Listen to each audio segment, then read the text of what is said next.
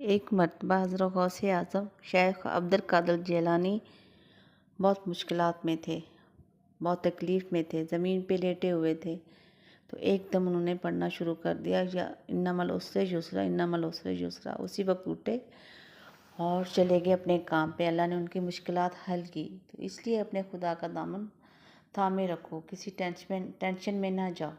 جب ہمارا خدا ہے، ہمیں ہر جگہ سنبھالنے والا، ہمیں ہر تکلیف سے بچانے والا، تو کیا ضرورت ہے اتنی ٹینشن لینے کی۔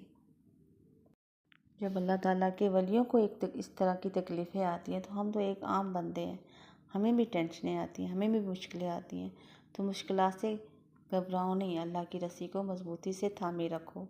بے شک اللہ تکلیفیں دور کرنے والا ہے، پریشانیاں دور کرنے والا ہے۔